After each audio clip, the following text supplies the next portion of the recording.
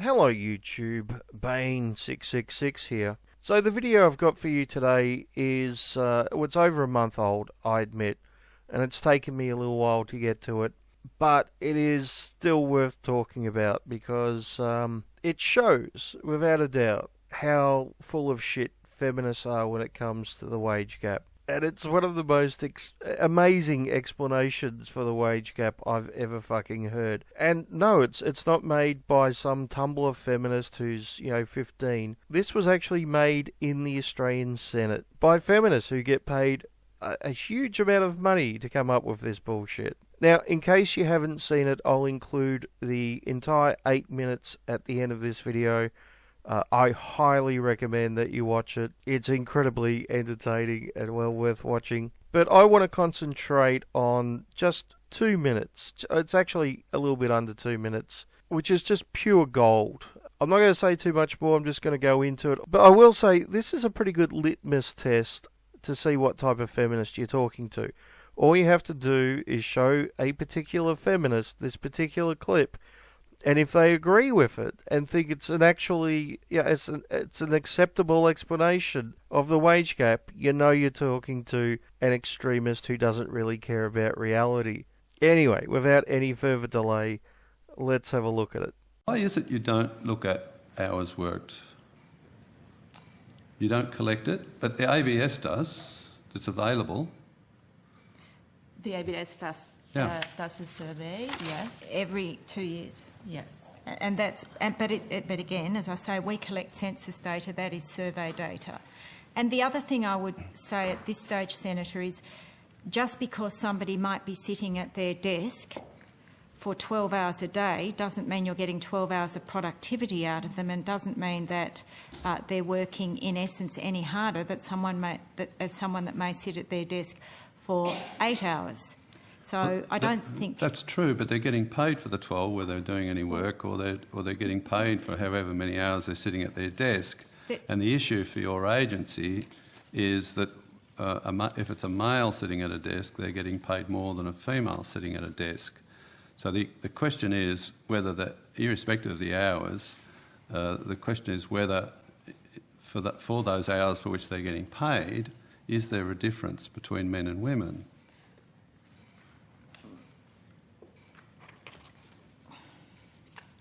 So we don't collect information on ours, Senator. ABS. Oh, that look on her face at the end, that was classic. We don't collect information on ours, Senator. Yeah, well, maybe you fucking should, right? Surely if you're making the argument that men get paid more than women for the exact same work, then you should look to see what men and women are getting paid hourly. I think it's a pretty simple fucking thing to work out, but they're not really interested in reality, are they? All they're interested in is their ideology and pushing the victim narrative. But what an amazing explanation. Just because someone sits at their desk for 12 hours doesn't mean you're getting as much productivity as someone sitting at their desk for 8 hours. Wow, that's amazing. So let's have a look at this. Let's make it gender neutral. Okay, so we're not talking about men versus women. We're talking just two people, person A and person B. And let's say, for the sake of argument, that they're getting paid $10 an hour, which technically is under minimum wage here in Australia. But $10 is a nice, easy figure to work with.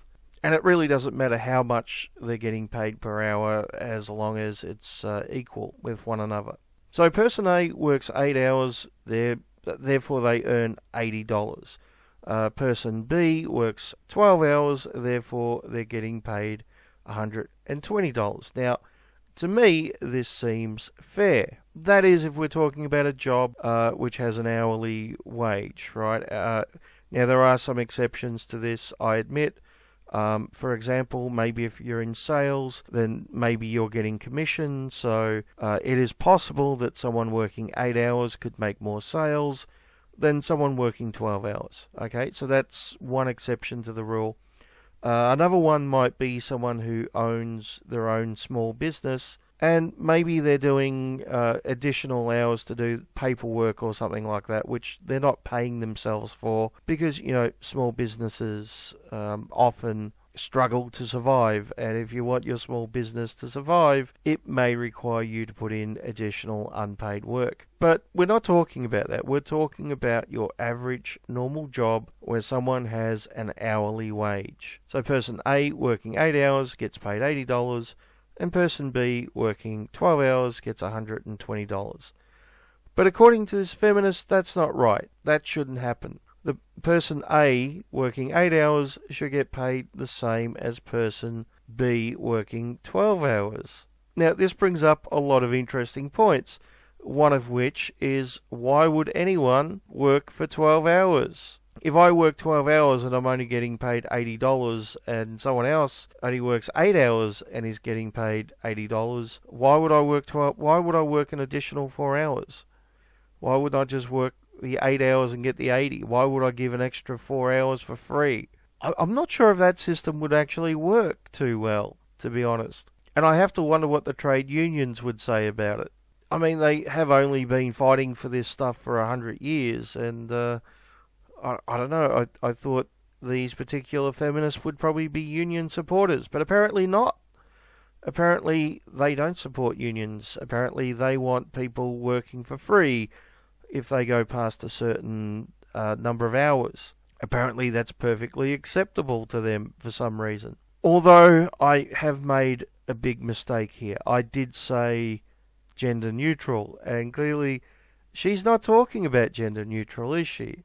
She's clearly talking about a man working 12 hours and a woman working 8 hours, and both should be paid the same. Wow, talk about fucking female privilege, right? I don't know any other way of putting it, saying that a particular gender should be paid more for less work based on nothing but their gender. Absolutely amazing. An absolutely amazing argument. And of course the reason for this is she's only interested in the outcome, right? Equality of outcome is everything, according to her. I would assume, anyway. So it doesn't matter if men work longer hours, as long as women are equally compensated. But I wonder what she would say if we talked about another certain scenario, which I'm sure some of you out there have seen in reality, or a variation of this scenario anyway.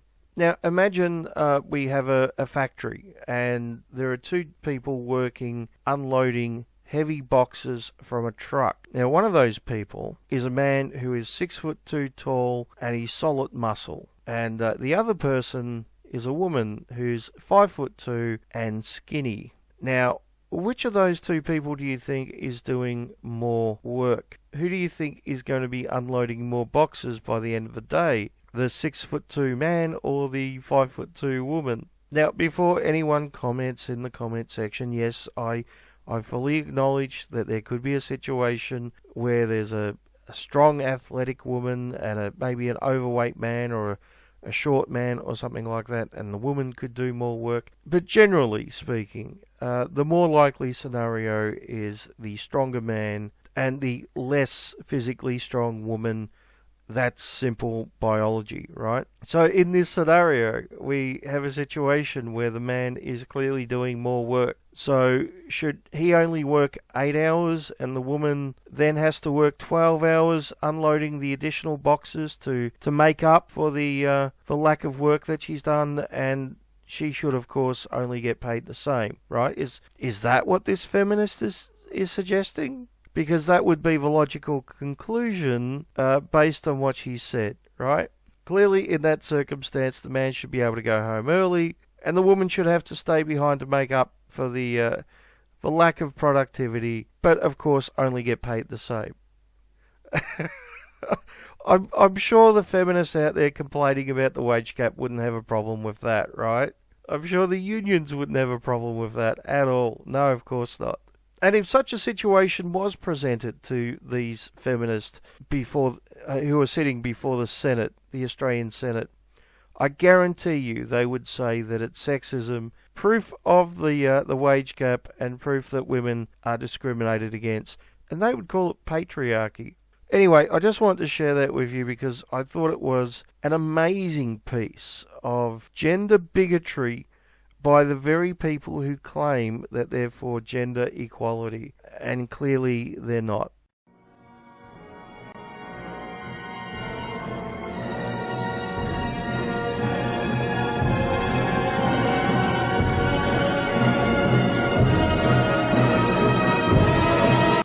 All right.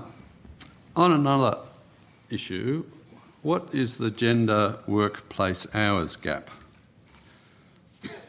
The agency reports a workplace gender pay gap comparing male full-time employees and female full-time employees, but male full-time employees work longer hours on average than female full-time employees.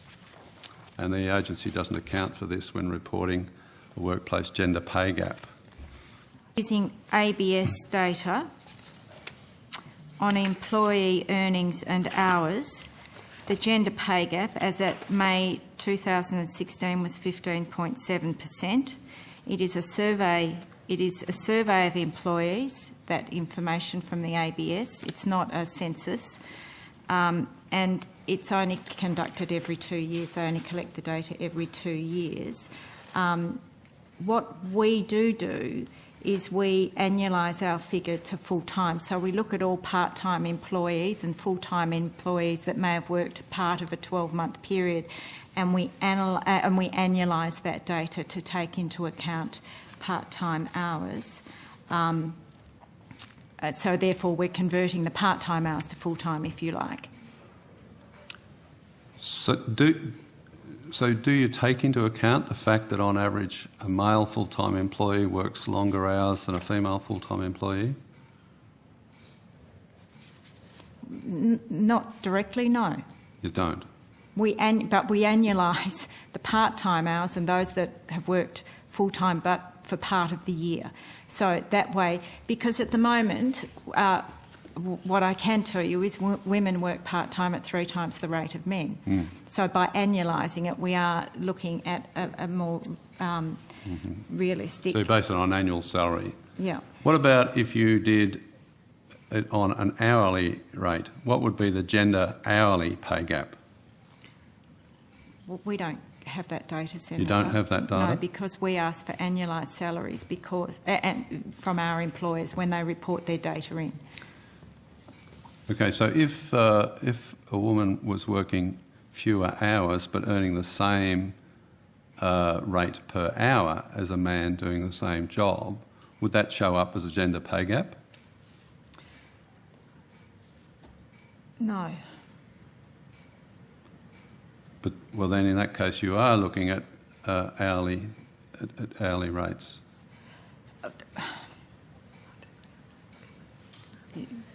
Janine Budoft, Research and Analytics Executive Manager. So we do not collect the real hours that an employee might have worked. So what we do collect is the hours that are specified in a contract, and that is provided by organisations to us. If that makes sense. Yeah, but I mean, do you annualise it on the assumption that men and women are working the same number of hours, or is it actual earnings? It's actual earnings, and we are unable to. We don't have the data to distinguish or to then adjust for hours, because we cannot collect the real hours that employees are working. So it's not possible to tell whether any or some of the gender pay gap is just simply attributable to a different number of hours worked. Is that right? It depends on whether we're looking at hours that are in contract, or whether we're looking at hours that employees worked as overtime. Why is it you don't look at hours worked? You don't collect it, but the ABS does. It's available. The ABS does a survey, yes. Every 2 years. Yes. But again, as I say, we collect census data, that is survey data. And the other thing I would say at this stage, Senator, is just because somebody might be sitting at their desk for 12 hours a day doesn't mean you're getting 12 hours of productivity out of them, and doesn't mean that they're working in essence any harder than someone that may sit at their desk for 8 hours. So I don't think that's true. But they're getting paid for the 12 whether they're doing any work, or they're getting paid for however many hours they're sitting at their desk. And the issue for your agency is that if it's a male sitting at a desk, they're getting paid more than a female sitting at a desk. So the question is whether that, irrespective of the hours, the question is whether for those hours for which they're getting paid, is there a difference between men and women?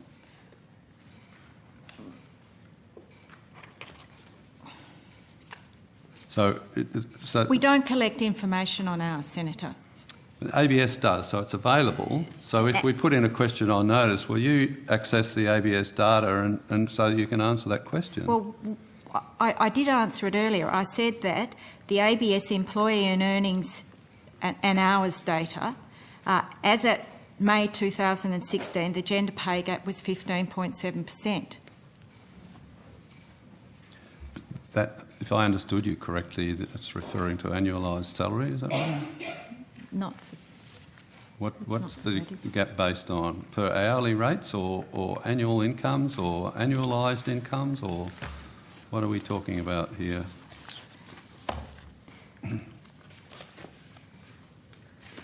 Okay. The EEH data, so that's the employee earnings and hours data, includes all employees regardless of employment status and reflects ordinary time cash earnings. The EEH survey produces hourly earnings for non-managers and can be used to produce a gender pay gap measure inclusive or exclusive of part-time employees. The EEH data can also be configured in a variety of other ways that are useful to the gender pay gap estimates, e.g. managerial versus non-managerial employees. The big drawback from where we sit is that EEH data was identified as being is just done on a 2-year cycle. I don't think I can think of many men who would find it acceptable that a woman, irrespective of how many hours she's working in the day, if she's doing the same amount of work as a man, or the same job as a man, was paid any less on the basis that she's a woman. I can't think of any men who would support that. And yet, because you're not looking at hours, we don't know whether that's occurring or not. Am I right there?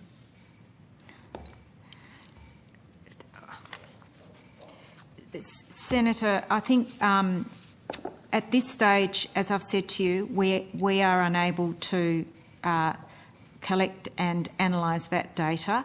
There are other countries, of course, that do that, and we will... Not even every 2 years with the ABS survey data?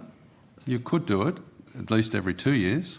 And I gave you the figure of 15.7% based on the calculation that we last did. What's the 15.7 reflect? So what I was about to say, Senator, is I'm happy to take that question on notice and go back and look at that last calculation that we did and provide you with the workings on that.